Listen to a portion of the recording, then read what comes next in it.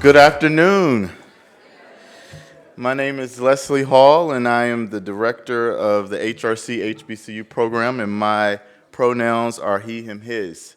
I'm also fortunate enough to have a leadership role in HRC's racial equity and inclusion work. I am so thrilled today to be able to sit with these young people for a conversation and sharing and learning. We also appreciate their openness, their courage, and their honesty that our youth ambassadors encompass. So thank you. I want to thank them in advance for being with me today. First, let's start by acknowledging that each of these young folks will be speaking from and about their own experience. There is not one Black experience, one Latinx experience, or one trans experience.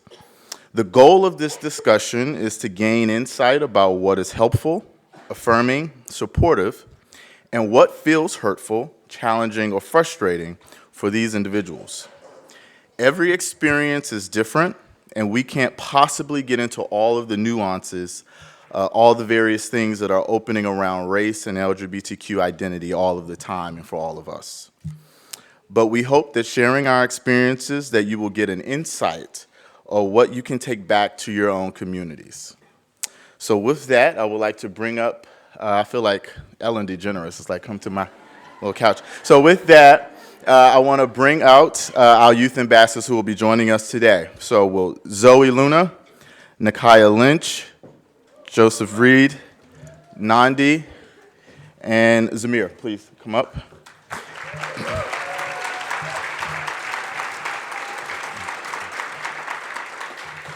All right, so time to thrive. Welcome to our living room, and let's get ready for our conversation. Like this. Check, check, 1, 2. You know, I'm a DJ, so I gotta like, what's up, y'all? Come on. Oh, sorry. We're gonna get started. There. Oh, we're looking over there. Okay. Everybody, 1, 2, 3, say the gays. The gays. gays. All right, let's get started. All right, focus. All right. Woo. Okay. So I want to give this question to Zoe. All right. All right. Intersectionality is a way of understanding how our oppressed identity or identities come into play in relationships at school and in healthcare and beyond. There are at times one or more of our identities sometimes working against us. Can you share an example of how you personally have experienced this with regard to your race, your LGBTQ identity, and other marginalized identities you carry? Well, I am a Latina trans woman, and I was born in America. So for me, I mean, I'm pretty light-skinned in comparison to a lot of my other, people in my culture. And for me growing up, since I am an American Mexican woman, I was never fully embraced by my Latino family members or just by my community in general. So that was one thing going against me because I wasn't American enough to be American, just like Selena, and I wasn't Mexican enough to be Mexican. So I grew up without knowing a lick of Spanish, and that was a problem for me because I should freaking know Spanish, Learn Spanish, okay? I failed twice, freshman year. Sorry, Mom. But yeah, so that was a big problem for me. I wasn't accepted in my own culture, and then I wasn't accepted, just as a regular trans woman in my, school district and community. Like, my school actually tried to kick me out because I was a trans girl and presenting as a trans woman. So there was a lot of different things that, affected me for being who I am and things I can't control, which is just so unfair and just so inhumane. So yeah, I have experienced a lot of problems. I don't know if there's necessarily a problem where they've intermixed with those two, like being in the same category. But yeah, I definitely went through a lot of problems being, a Latina woman and a trans woman. And it's honestly unfair. And I wish I would have had more support. But every time I try to pronounce a Spanish word, people are like, "You're such a güera." And I'm like, see? This is a problem. So I need to learn Spanish, and yeah, don't be afraid to learn. You're always allowed to learn. All right. Would any other youth ambassador would like to answer? Oh, I guess not. Oh. Sure. I feel like y'all have some good ones. Okay. I'll go. Anybody? Okay, I'll go. It's hard out here in these streets. First of all, okay. A lot of queer spaces, visibly queer spaces with a lot of queer people, are super white. And it's super hard, especially because, being in foster care, that's a whole identity within itself. And when you find people that understand even the intersection of blackness and queerness, there's still like a lot of experiences that they have that you will never be able to relate to. And when you go into like black spaces, they're automatically just can be super homophobic sometimes, and that's not cool. And then you go into like queer spaces and they're super white, and there's never a place where you can finally just be yourself with all of your identities at the same time and just breathe. And it was just really hard for like a long time, especially in a county like Prince George's County that's like super isolated when it comes to resources, and the only place you can go to find any place where you can like hang out with other queer people are places like DC and Baltimore, which are known for mostly being like gentrified white areas when it comes to queer experiences and queer hangouts. So yeah, it was hard. It's really hard. Yeah, echoing that sentiment of kind of trying to find places where you can be your whole self, you can bring your whole, mix of identities together and not have to, choose one over the other. I think, so I'm South Asian, I'm half Indian, half Pakistani. And for me, definitely, I echo that of not being able to find acceptance of queerness in your ethnic spaces and cultural spaces. But then also when you go to queer spaces and you try to find acceptance there, it's often hard because those spaces may not truly understand where you're coming from with your ethnic background or with your cultural background. I think one really big problem in a lot of queer spaces is Islamophobia. Yeah. And I feel like a lot of times white queer people don't truly understand that, there people exist who are both queer and Muslim, or people who exist who are both queer and South Asian. And that leads to a lot of us feeling like we can't belong in queer spaces. When we hear rhetoric about Muslims or about Muslim countries, that's always very negative, especially in the queer community. The perception that all Muslims are homophobic, that kind of leads to this assumption that queer Muslims don't exist or shouldn't be a part of queer spaces. And so there's often this kind of, you have to choose which identity you want to care about in one specific moment. And you can never truly, be with other people who fully understand all of your experiences or all of your identities and accept and support all of them, or working to make all of them accepted and supported. So I definitely echo that for sure. We're gonna change that. Period. Okay. Oh yeah, definitely. That is the gay agenda. That is the gay Yes. agenda. The queer agenda. In case anybody asks. Okay, gay agendas. All right, so I want Nikaya to start with this question that I'm about to pose, all right? Okay. So there's a narrative that suggests that black families and other families of color are less accepting or more homophobic than white families. I personally believe that this is wrong and it is grossly exaggerated. And there are many variations of how families journey from their initial knowledge of their child's LGBTQ identity and the different ways that family express their acceptance. So what is your experience with your family, and how do you think your family's racial or cultural identity informed how they respond to you coming out? Well, that's a loaded question. So first of all, I just want to give some historical context. I mean, since we are in our living room, there are people outside of the house watching. And I wanted to just give some historical context before. We're in the living room with a timer. Yes. Okay, I'm trying. Listen. Okay, so before the oven goes off. So basically, how do I So, colonization, right? I didn't even get there yet. You already know. Okay. So colonization, Africa. A lot of indigenous cultures existed with queerness before colonization, and once we were kind of brought over here and slavery and all of that, and were forced to assimilate into acceptable, palatable culture in order to survive in white America, and kind of lost our connection to our African culture from the jump, it became a way of survival and generational trauma to basically start like, you can't do this, you can't act like that because, they're watching, that kind of thing. And then it became less of like that as like time went on, because it was less and more of like they're constantly watching because society changed, where it wasn't like you're not safe on the streets doing this, and it was more like we genuinely believe these things. And as time went on, it was less about being safe from like, your slave master than like the Ku Klux Klan and like, anything that could come after you, and more about this is literally what we believe in this black household. And that's not necessarily true, because a lot of black families are unlearning all of their generational trauma and all the things that cause them to be homophobic. And thank you.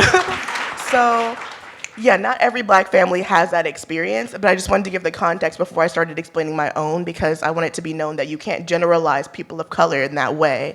And I feel like, thank you. We're about to pass a collection plate around here in a minute. Liz, please, honestly. And especially like in media, it's only the white people that get to have diverse experiences and get to be more than just one general idea. So I just wanted to throw that out there before I began. Okay, so. Period. Oh, no, chill. I'll be your running mate. Okay. We'll talk about that later. Okay. So, with all that being said, my family was tripping. However, they got some trauma of their own. And yes, I feel like it was because of the generational trauma from being black that did influence their opinion on my queerness. And I definitely feel like they have a lot of their own stuff to unpack, the same way any family that is homophobic. It all just stems from your own trauma that you have associated with that. Whether you're black, whether you're Indian, whether you're white, anything, like, it's not just, you don't wake up like, I hate gay people. There are things in your life that you've seen and things that have been passed down to you and hurt and hurt and hurt that forces you to hurt other people. And it has nothing to do with, it's not indoctrined in a culture to just hate a marginalized group of people. You hate yourself. Like, I don't know what else to tell you. So yeah, that's my experience. Joseph? She kind of really like hit the nail like hardcore right there. I like that. But, I really didn't have to deal with too much, like I had a lot of support from my mother and my sister, and on my dad's side of the family, my siblings down the line, they were always supportive, like, if you are, you need to let me know, because don't nobody care, your nephew's still gonna love you. But, it was also, on my end, it was like a religious aspect, more towards on like my father's side, he had to learn how to adjust, he had to learn how to cope, and when, honestly, my older brother came out to him, it was more like for at least like a week, and from me watching that happen, from me understanding an experience like that, I obviously had to realize that, oh, he's trying to figure out how to handle the situation, and with him being such a religious man, he was always told in the Bible that there was a certain predicament that he had to live by, there was a certain lifestyle that he had to go by and oblige by. Did I say that right? Let me know if I said that wrong, because sometimes my tongue is just like, but, and I always really had strong support, but I always knew on the religious side that from the perspectives I was able to watch, even outside the box of my own family, that there was still some type of judgment. There was still some type of curtain that just was not opening up for them to let them see that, hey, we are all the same. We have the same circumstances, and we live in our own lifestyles. It's not something that has to change or develop with time. We all are born, and we all come onto this earth this way.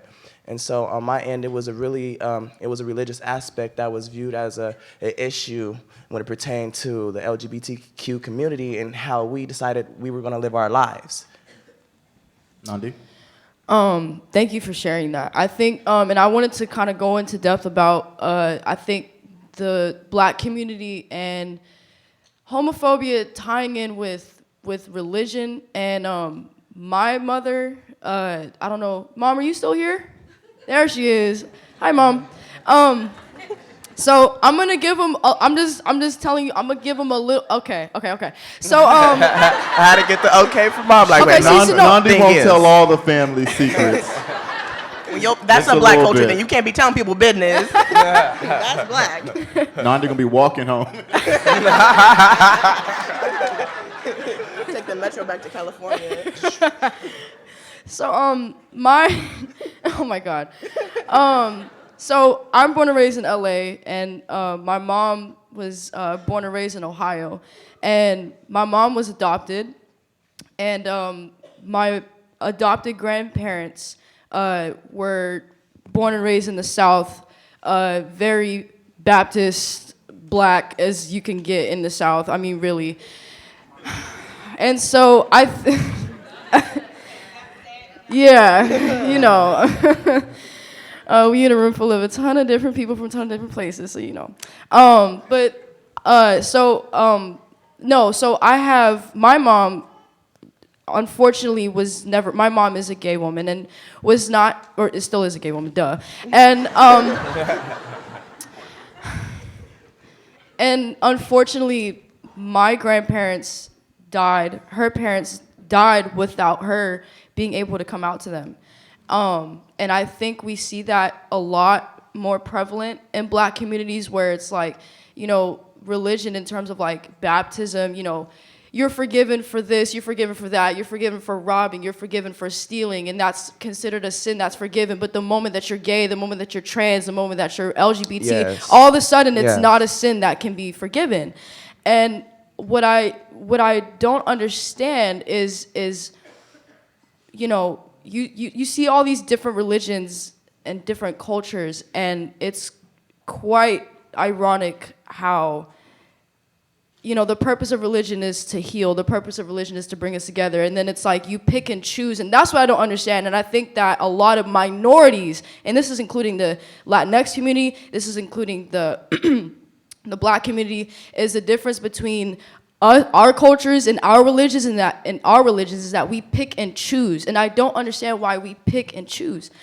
So for me, I've unfortunately have been in a church where I have been like, the pastor tried to like pray the gay out of me essentially, and obviously it did not work. So oh well. Tell him. Tell him.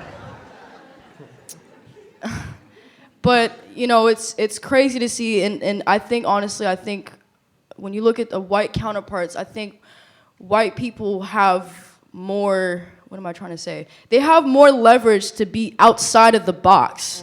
I think that when you look into the Latinx community and you look into the black community, there's only one or the other.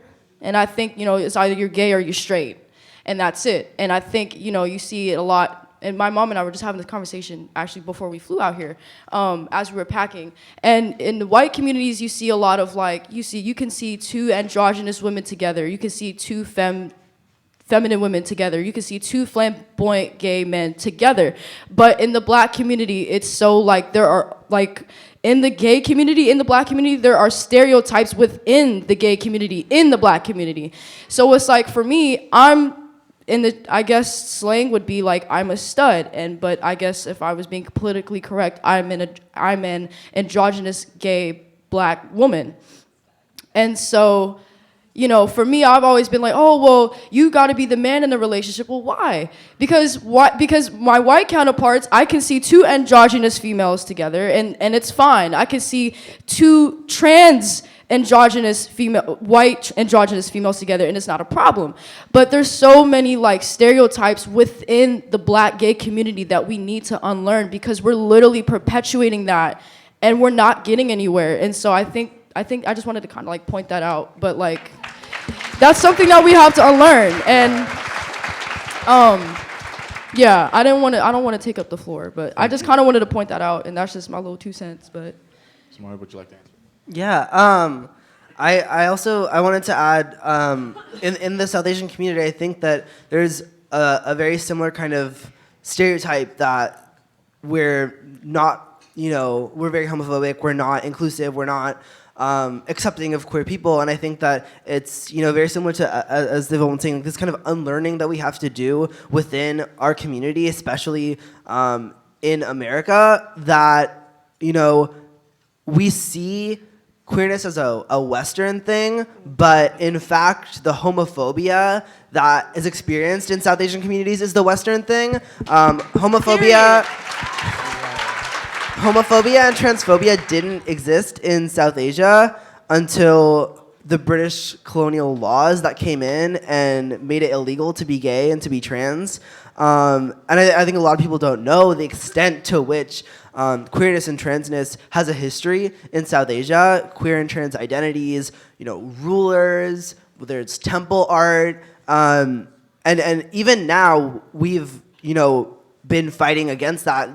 South Asia's one of the only places in the world that has laws that protect trans people.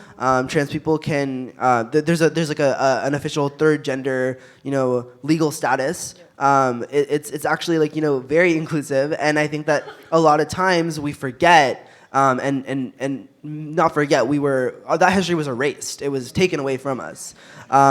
And that this is so common across the entire colonial world, and it's really the fault of colonization that then white people take these stereotypes that were caused by colonization and use it back against us when in fact it was that colonization that made us have these stereotypes. So it's this process of unlearning that we've all talked about, right? How you gonna tell me when you okay, go ahead. This process of unlearning these things that were hammered into us and reclaiming that history of queerness. And that's been the number one thing that has helped my family, my community start to see queerness as being a positive again, is this amazing history of queerness around the world, but especially in South Asia for my community, that we need to reclaim, teach in schools, relearn, and not forget,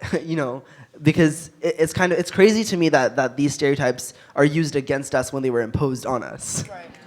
Right. It's like seeing like they try to see it like taboo. It's like stop. Look at the support system we got here. It's not rare. It's like we're here. It's like just stop. Yes. Thank you. All right, so we're going to go into our next question. In many communities, talking about mental health or seeking mental health support is rare and often discouraged. But here we are navigating life with racism and anti-LGBTQ bias weighing on us. How, if at all, do you find space to talk about mental health challenges, and how, if at all, do you find the right kind of support as someone who is a person of color and an LGBTQ person? And I'll start with my neighbor. All right, so I always say that the best way to talk to someone about what you're dealing with is to ask if they're mentally prepared to hear it. Because there's a thing called trauma dumping. It's very around, and it's no one's fault, but we do have to learn that other people don't always have the capacity to hear about our issues as well, because we're all humans, we all live with our own baggage. And so yeah, I always would like to say that the best way to find support is to ask, are you okay to let me say how I feel right now, because I'm going through a lot. Always be mindful, always be courteous, and always be understanding, And then also with mental health, I would say that having a support group that really understands you, that you could go to, like these youth ambassadors, my support group. Well, I mean, I don't want to trauma dump, but from what I understand with Nakaya understands me, thank you. But yeah, always be mindful of how people are, going through their things. And I think that, mental health is a really important thing that people need to start talking about more, and that we do need to start putting an emphasis on, because there's the majority of homeless LGBTQ youth that struggle with mental problems because, they get hooked on drugs, stuff happens. It's just so unfair. And my brother's schizophrenic, so I do know that it's a really serious thing, and I've, experienced mental health firsthand. And I think that the more that we reject these people that are our family members and send them to the street because they are, not capable of being, I don't know, just like, I think the biggest thing, when a person's struggling with mental health, you have to remember that they just can't snap out of it. That's them. So I'm gonna go on like a little low-key of a boomer rant. Nobody say anything to me about this afterwards. I'm not a boomer. So I feel like there are good things and bad things about our generation when it comes to mental health. I feel like Gen Z, we're doing such a phenomenal job with like talking about mental health. Like I feel like especially on like social media and stuff, it gives us such a large platform to see that we are not alone when it comes to our struggles and gives us a community of people that we're able to talk to. But I feel like because we're a generation that grew up with technology, we don't know how to find like the walk that thin line between oversharing and overexposing ourselves on the internet and like showing people things about like our personal like trauma dumping without people's consent. And I feel like there's a line. And I feel like people are also, especially with like the queerness of our generation in general, we are very needy in terms of support, and we tend to seek that out and push that onto other people and try to make our friends our therapists without our consent. And I feel like there's like several lines that we're treading very like, we're on thin ice, but we're doing a pretty good job. Like we're pioneering this. So that's pretty great. But for me personally, I try to be very like mindful, like Doey just said, like consensual venting. I try to be very open-minded when it comes to listening to other people, and I think it's all about just making sure that you're genuinely listening to people and like just honest about your intentions and what you want out of the conversation, and just get a therapist, you know? And I'm not saying that like that's a very privileged thing for me to say because not everybody has the access. Not everybody Hospitals for rich people. Literally, shut up. Not everybody has the access. Like I was in foster care, so I'm a ward of the state, so they pay for all of my stuff, you know? So, and that's a privilege. That's a privilege. I'm not on the street. Like people on the streets have no access to insurance, anything like that. But it's just like, if you have the ability, please, you know? Like, especially like people of color, LGBT, all of that, like you have so many intersecting identities that's important that you talk about and talk out, and it'll be hard to find a therapist who would be able to listen to you and handle all of those identities. But please try. Like, please don't just get on Twitter or your spam account and just start talking. I can't, please. I'm sorry. We're gonna let Zamir talk, and then we're gonna move on. Yeah, adding on to the third of like, you know, using the proper channels for mental health, I think that specifically within the Asian community, we don't necessarily know how to do that because I don't know if y'all have heard of this, the model minority myth. But basically, a lot of Asian Americans feel the need to excel in every way, to be kind of like the best, the ideal of like an American, to fit into every single, you know, category that is supposed to be the best, you know, to excel in school, to be the best child to your parents, you know, all these things that in which mental health and taking care of your mental health and going to therapy and things like that, like that's not a part of it. There's this kind of stereotype that comes out of this model minority myth that like, oh, Asian people just, you know, they don't have mental health issues, and that's not true. Everybody can benefit from taking care of their mental health, and so I think,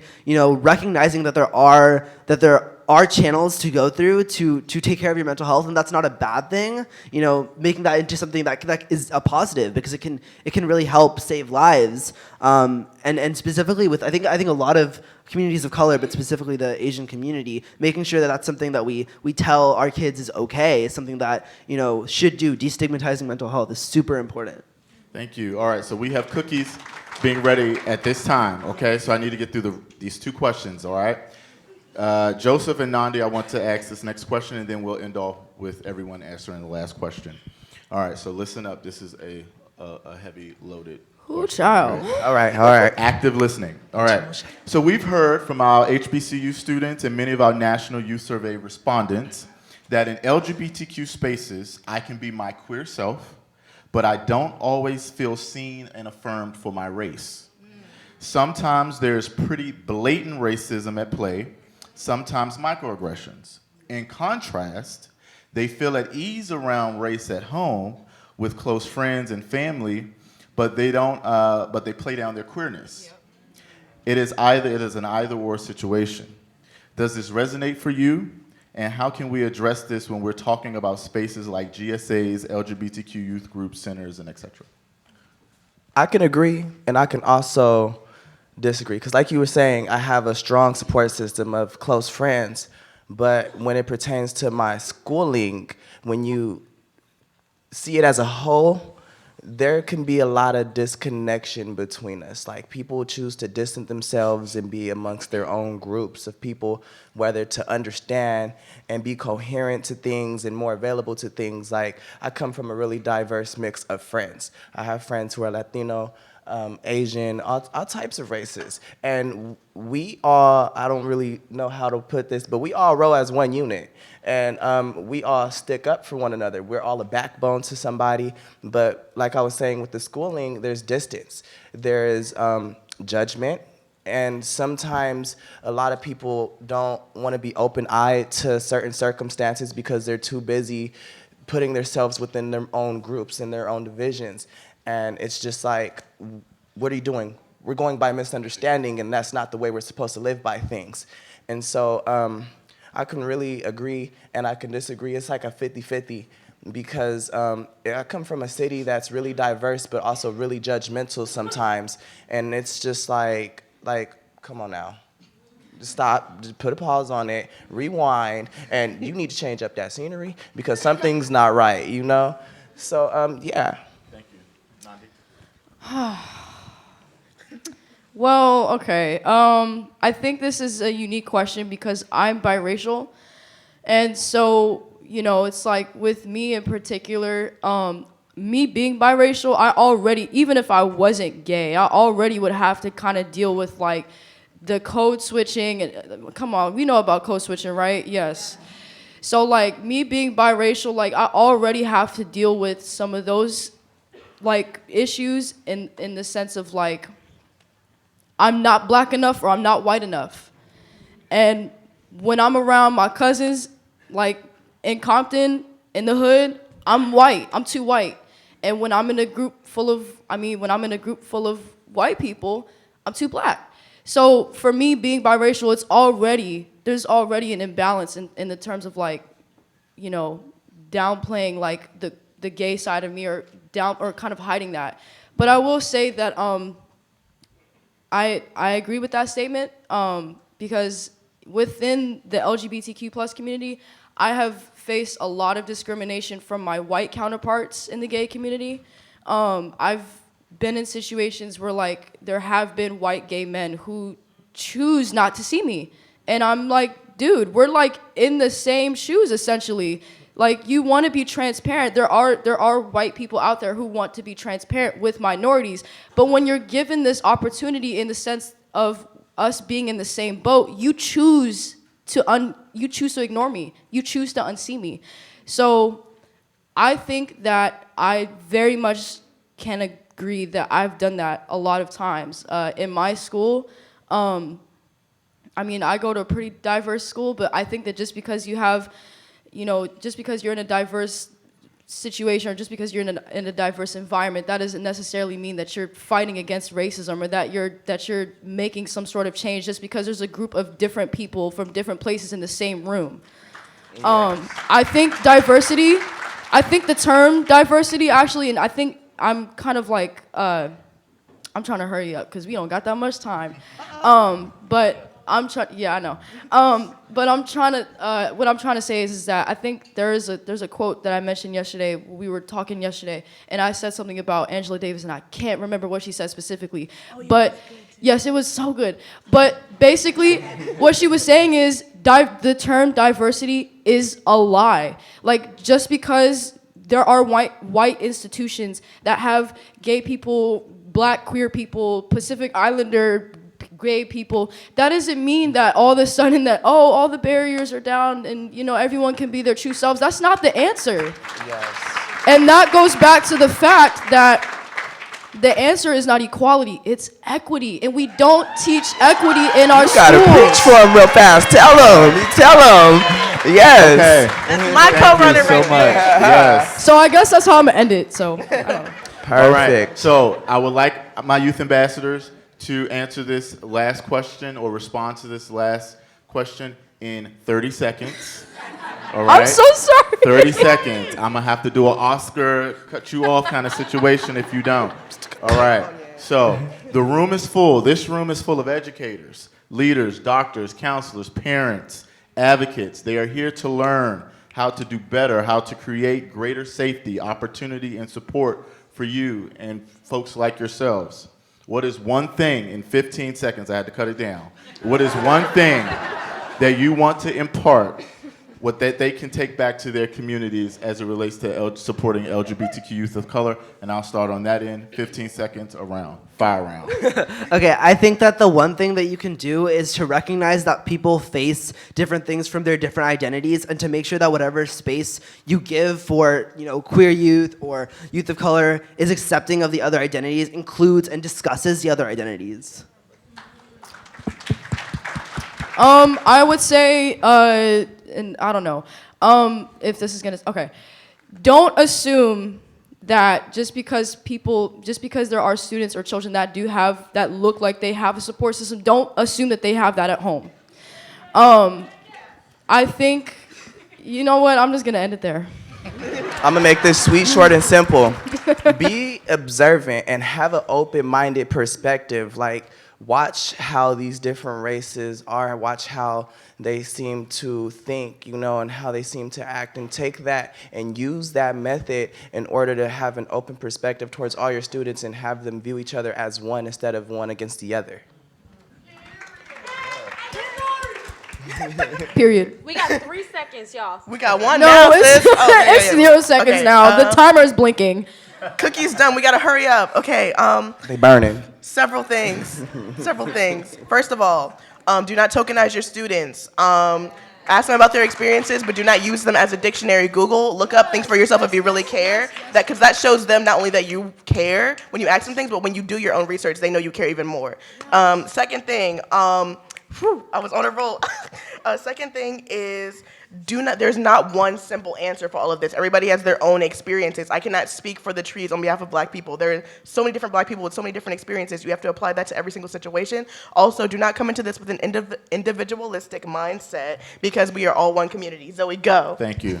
What I'm gonna say, because I dealt with it in high school all my life, is that chill on the like pronouns with like trans people. Like that sounds weird. I mean, don't be like, hey girl, I don't need that. I don't think a lot of trans people need to be affirmed that way. You could be she said this, if that's how you're gonna do it. But just be mindful that, we get that we're a girl. If you give us the proper pronouns when you're talking about us, that's perfectly okay. But we don't need the, hey girl, hey boy, how are you doing? Don't overdo it. Is anyone, You're saying? Yeah. It's overcompensating, and that's annoying, and that's ill. And just love your students as much as you love your own children. That's all I can say. Have a good night, America. Yes.